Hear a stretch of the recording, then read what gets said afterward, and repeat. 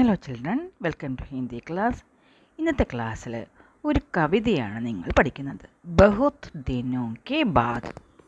कवि परिचय. हिंदी के प्रगतिशील साहित्यकार नागार्जुन का जन्म ബിഹാർ के दरभंगा में हुआ. ഈ കവിത എഴുതിയത് നാഗാർജുനാണ്. അദ്ദേഹത്തിൻ്റെ ജനനം ബീഹാറിലെ ദർഭംഗയിലായിരുന്നു.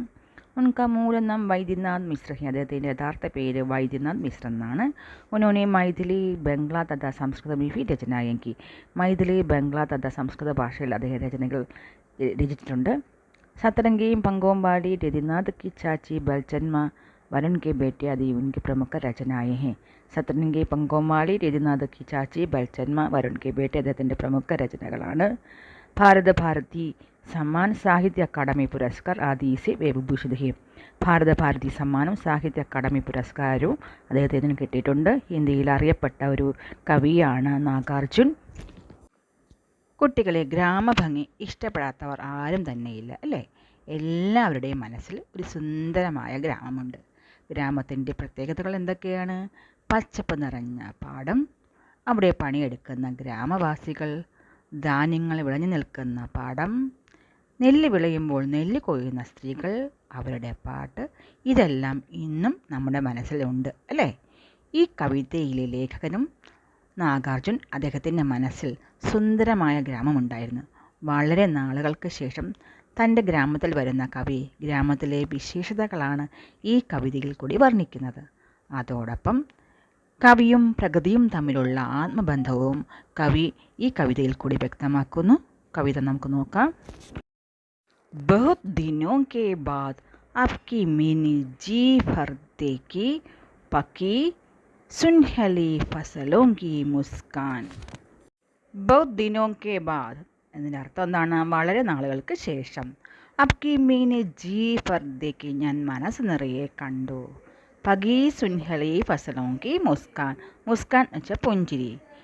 പകി സുൻഹലി ഫസൽ മീൻ പാകമായ നെൽമണികളുടെ പുഞ്ചിരി ഞാൻ കണ്ടു എന്നാണ്. പാടത്ത് വിളഞ്ഞു നിൽക്കുന്ന നെൽമണികളെ കണ്ടിട്ട് കവിക്ക് തോന്നുന്നതാണ്, വളരെ ദിനങ്ങൾക്ക് ശേഷം ഞാൻ എൻ്റെ മനസ്സ് നിറയെ കണ്ടു. എന്താണ് കണ്ടത്? പാടത്ത് വിളഞ്ഞു നിൽക്കുന്ന സ്വർണ്ണ നിറത്തിലുള്ള നെൽമണികളുടെ പുഞ്ചിരിയാണ് കണ്ടത്. ബഹുത് ദിനോं के बाद आपकी मैं जी पर सुन पाया ധാൻ കൂട്ടത്തി കിശോരിയോं की കോകിൽ കണ്ടി താൻ ബഹുത് ദിനോं के बाद. ഈ വരികളിൽ കവി പറയുന്നത്, വളരെ നാളുകൾക്ക് ശേഷം ധാന്യങ്ങൾ കൊത്തുന്ന യുവതികളുടെ മനോഹരമായ ഗാനം എനിക്ക് മനസ്സ് നിറയെ കേൾക്കാൻ സാധിച്ചു. ബഹുത് ദിനോं के बाद അബ്കി मैंने जी पर सुने മൗൽസിരി के ठेठ से तासे ठटके फूल बहुत दिनों के बाद.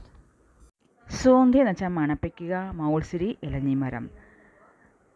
കവി പറയുകയാണ്, വളരെ വർഷങ്ങൾക്ക് ശേഷം എനിക്ക് മനസ്സ് നിറയെ ഇലഞ്ഞിപ്പൂവിൻ്റെ സുഗന്ധം മണപ്പിക്കാൻ സാധിച്ചു എന്നാണ് കവി പറയുന്നത്.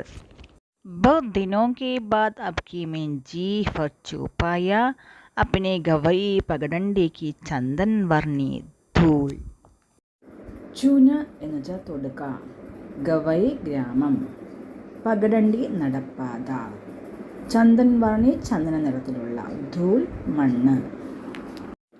ഇവിടെ കവി പറയുകയാണ്, വളരെ നാളുകൾക്ക് ശേഷം എൻ്റെ ഗ്രാമത്തിലെ നടപ്പാതയിലെ ചന്ദന നിറത്തിലുള്ള മണ്ണ് സ്പർശിക്കാൻ എനിക്ക് സാധിച്ചു. ബഹുത് ദിനോं के बाद अबकी मैंने जी भर तालम खाना खाया ഗന്നി ചൂസി ജി ഭർ ബഹുത് ദിനോं के बाद. കവി ഈ വരികളിൽ പറയുന്നത്, വളരെ നാളുകൾക്ക് ശേഷം എനിക്ക് മനസ്സ് നിറഞ്ഞ് മെഡിസിനൽ പ്ലാന്റ് കഴിക്കാനും കരിമ്പിൻ രസം നുകരാനും സാധിച്ചു. ബഹുത് ദിനോं के बाद അബ്കി मैंने जी भर होगे गंध रूप रस शब्द स्पर्श सब एक साथ साथ इस भू पर बहुत दिनों के बाद.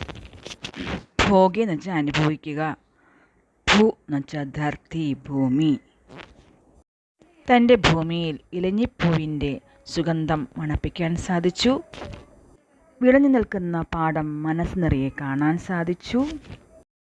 കരിമ്പിൻ്റെ രസം നുകരാൻ സാധിച്ചു. ചന്ദന നിറമുള്ള ഈ മണ്ണ് തൊടാൻ സാധിച്ചു. നെല്ല് കുത്തുന്ന സ്ത്രീകളുടെ മധുരമായ ഗാനം കേൾക്കാൻ സാധിച്ചു. നമ്മുടെ ശരീരത്തിലെ പഞ്ചേന്ദ്രിയവുമായി ഭൂമിക്കയുടെ ബന്ധം കൂടി കവി ഈ കവിതയിൽ കൂടി വ്യക്തമാക്കുന്നു. ഗ്രാമത്തിൻ്റെ വിശേഷങ്ങൾ നിറഞ്ഞ കവിത നിങ്ങൾക്ക് ഇഷ്ടപ്പെട്ടു എന്ന് കരുതുന്നു. അടുത്ത ക്ലാസ്സുമായി വീണ്ടും കാണാം.